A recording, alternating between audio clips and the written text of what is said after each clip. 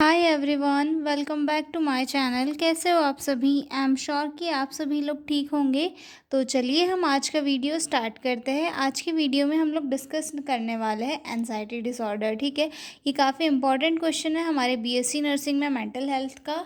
तो चलिए इसे स्टार्ट करते हैं। ठीक है, एनजाइटी डिसऑर्डर वैसे है क्या? थोड़ा सा पहले रफली हम इसका इंट्रो देखेंगे, उसके बाद हम इसे डिटेल में डिस्कस करेंगे। ठीक है, एनजाइटी डिसऑर्डर एक ऐसा डिसऑर्डर है जिसकी वजह से हमें जो है चीज़ों से डर लगता है, डिस्कम्फर्ट फील होता है, हम चीज़ों के बारे में ज़्यादा सोचने लगते हैं, इवन बहुत जल्दी नर्वस हो जाते हैं। साथ ही साथ हमारा जो बिहेवियर है वो भी चेंज हो जाता है। ठीक है, मतलब किसी चीज़ की चिंता, मतलब नॉर्मल एक चिंता होना तो एक नॉर्मल ह्यूमन बीइंग का एक नेचर है, लेकिन अगर एक्सेसिव, अगर किसी को चिंता हो रही है, किसी को किसी चीज़ की जो है डर लग रहा है किसी चीज़ की वजह से, या फिर उस चीज़ की वजह से जब बहुत ज़्यादा स्ट्रेस हो रहा है, सोच रहा है बार बार उसी को, तो ये सारी चीज़ें किस में इंक्लूड होगी?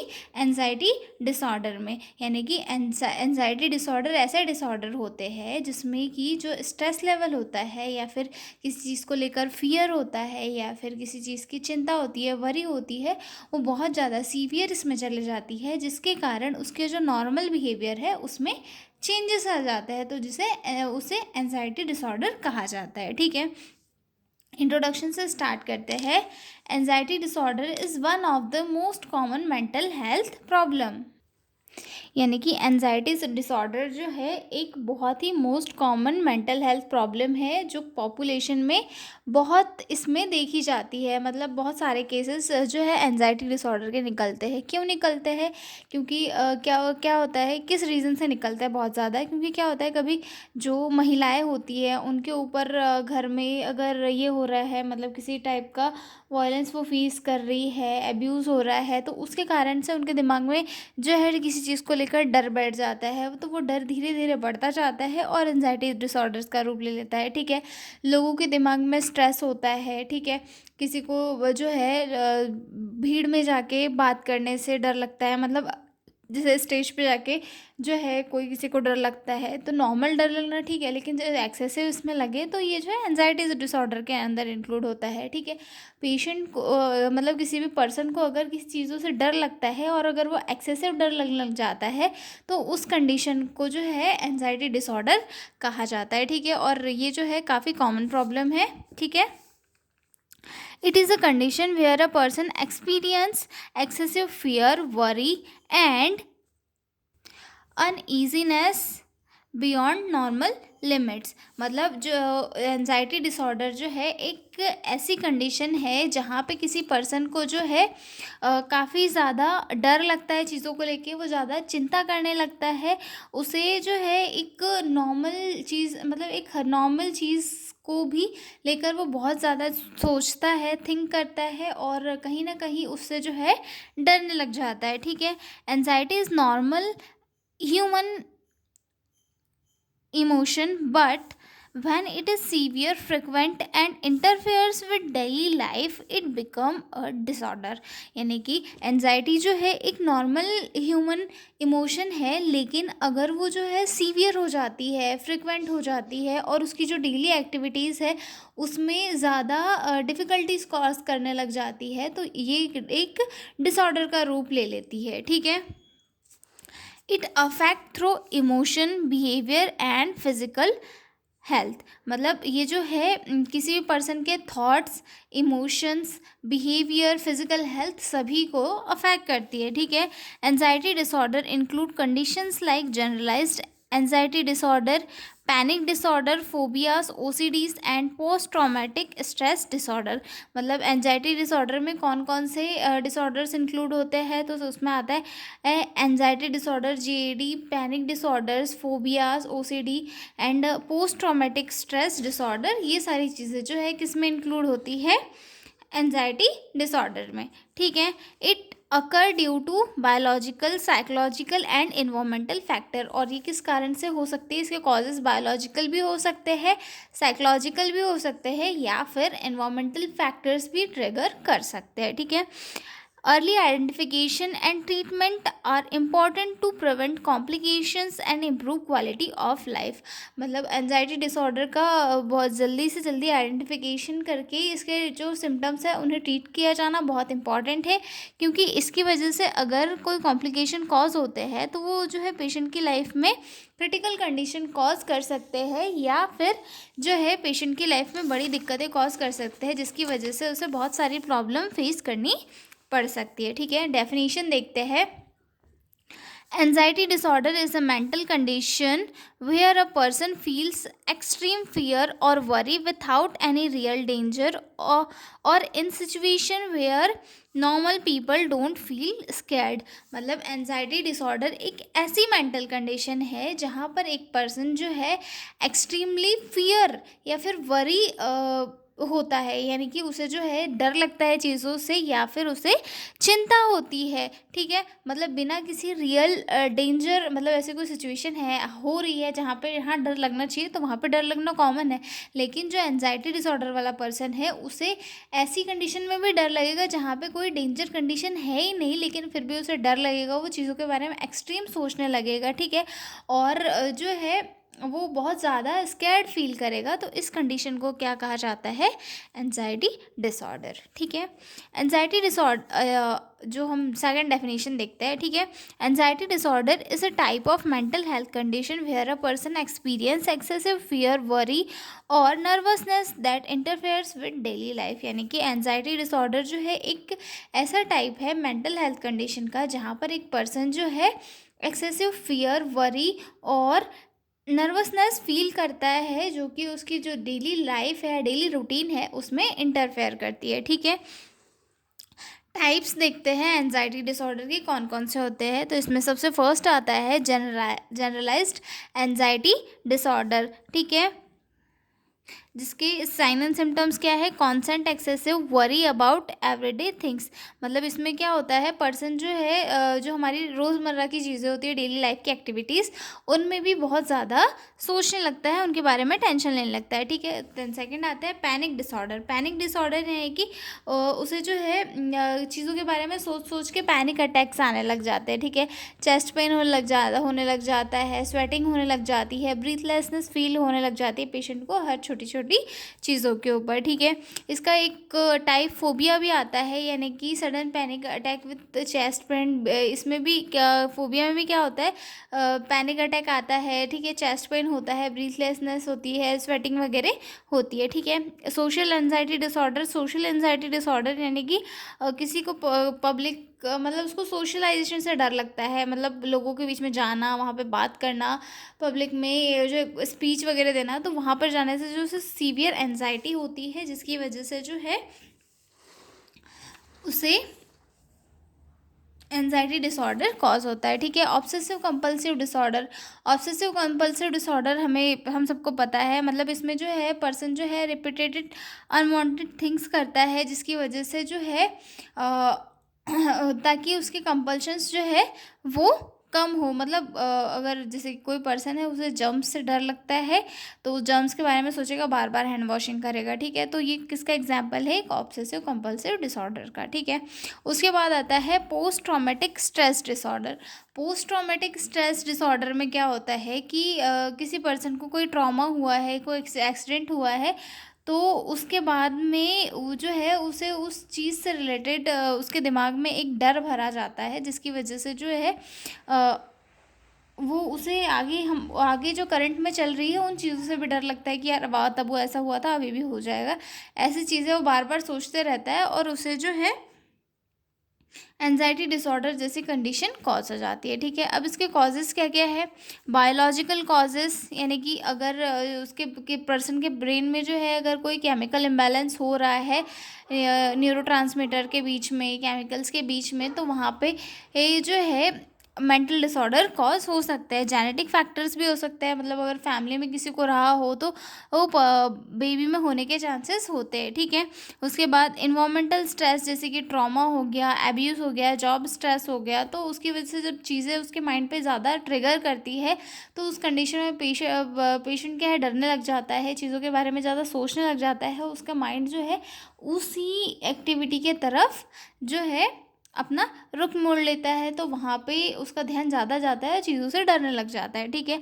उसके बाद पर्सनैलिटी फैक्टर्स कैसे कि अगर किसी में कॉन्फिडेंस कम है तो वो भी चीज़ों से ज़्यादा डरता है, ठीक है।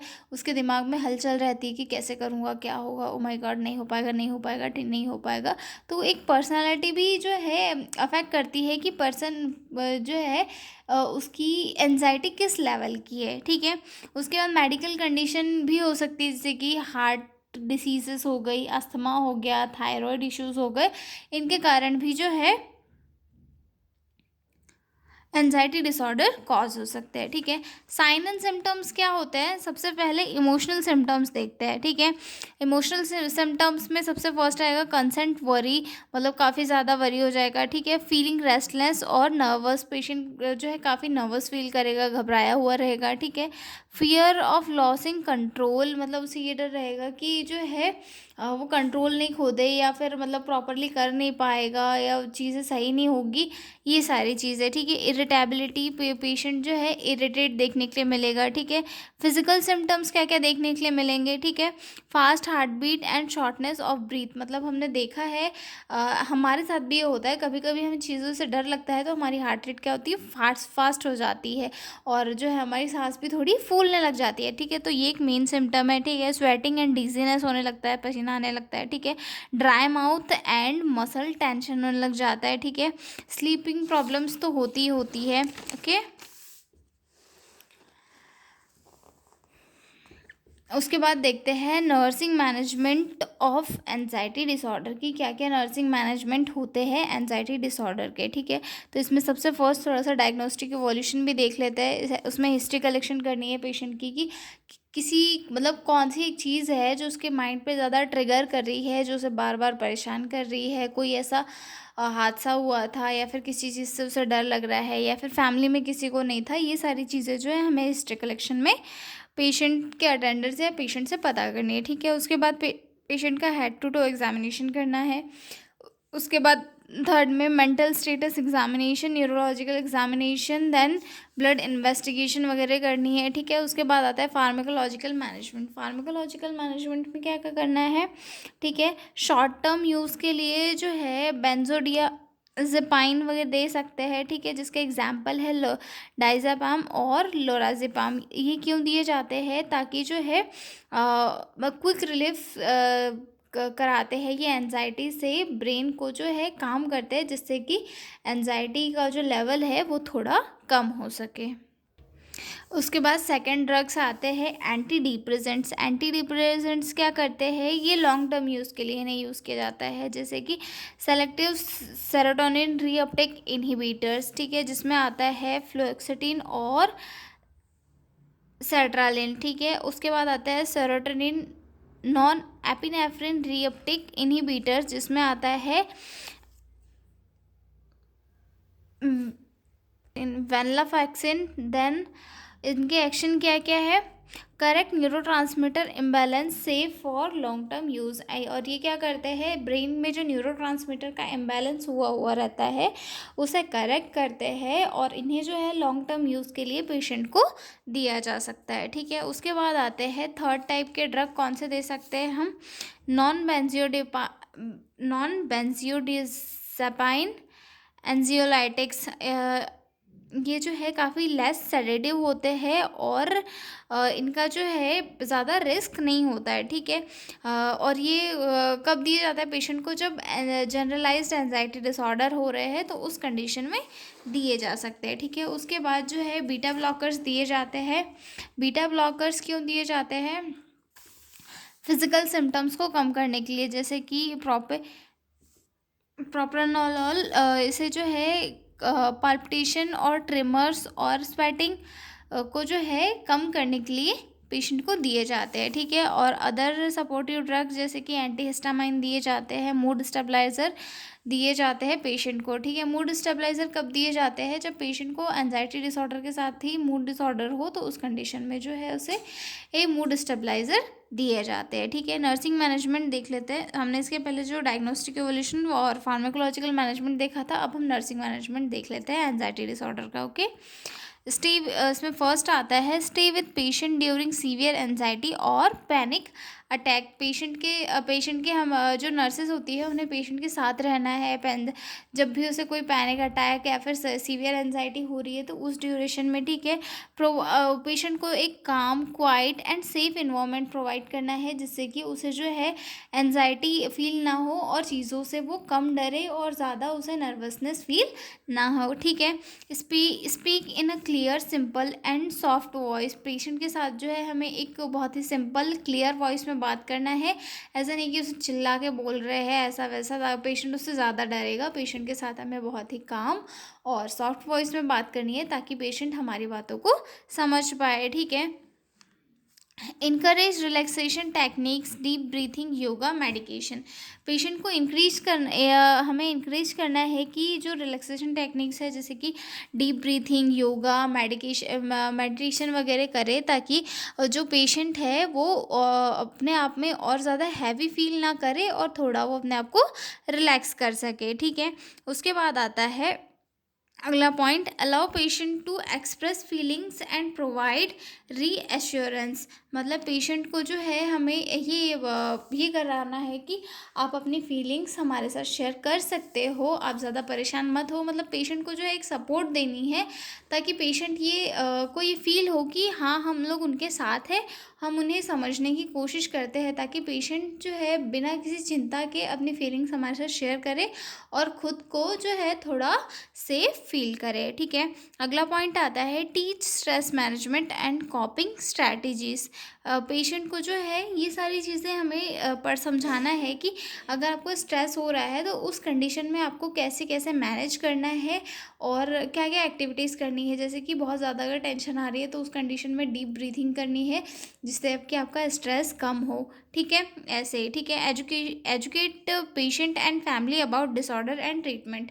पेशेंट को जो है अपने डिसऑर्डर और उसके ट्रीटमेंट के बारे में अच्छे से एजुकेट करना है ताकि वो प्रॉपर ट्रीटमेंट लेके अपनी जो डिसीज़ है उसे ट्रीट कर सके, ठीक है। Administer prescribe medication, anxiolytics, antidepressant and observe effect. मतलब जो भी मेडिकेशन वगैरह है जो भी प्रेस्क्राइब की है वो एडमिनिस्टर करनी है और जो है इसके साइड इफ़ेक्ट वगैरह को ऑब्जर्व करना है, ठीक है। आगे आते हैं हम नर्सिंग डायग्नोसिस और केयर प्लान्स के ऊपर, ठीक है। सबसे फर्स्ट हमारा नर्सिंग डायग्नोसिस है anxiety related to perceived threat और स्ट्रेस और evidenced by restlessness and worry. Then second आता है ineffective coping related to inability to manage stress as evidenced by poor problem solving. Then third आता है sleep pattern disturbance related to excessive worry and evidenced by difficulty falling asleep. Then fourth आता है social isolation related to fear and avoidance as evidenced by withdrawal from activities. Then fifth आता है deficient knowledge related to lack of information about disorder as evidenced by repeated question, ठीक है। ये 5 nursing diagnosis है। इनके care plans भी मैं बना चुकी हूँ। आई एम श्योर कि आपको ये केयर प्लान समझ में आ जाएंगे, ठीक है। मैं इनका एक अलग से वीडियो जो है इसी वीडियो के जस्ट बाद में पोस्ट करूँगी, तो आप लोग प्लीज़ वो वीडियो देखना ना भूलें, ठीक है। इनके इमेज का एक वीडियो में अच्छे से क्लियर इसमें डाल दूँगी ताकि आपको समझने में जो है डिफ़िकल्टी ना हो, ओके। ये 5 केयर प्लान है जो मैंने प्रॉपरली बनाए हुए हैं और लास्ट में जो है आपको इसका हेल्थ एजुकेशन भी क्वेश्चन में ऐड करना है ताकि आपके मार्क्स अच्छे मिले, ठीक है। और आप ये जो मैंने हेल्थ एजुकेशन लिखा है ये आप जो है अपने असाइनमेंट वगैरह अगर कभी बनाते हो मेंटल की फ़ाइल में तो उसमें भी आप लोग जो है इसे ऐड कर सकते हो, ठीक है। तो मैं आपको इसका एक क्लियर वीडियो आपकी इसी प्लेलिस्ट में डाल दूँगी। तो मिलते हैं हम अगले वीडियो में, तब तक के लिए बाय बाय।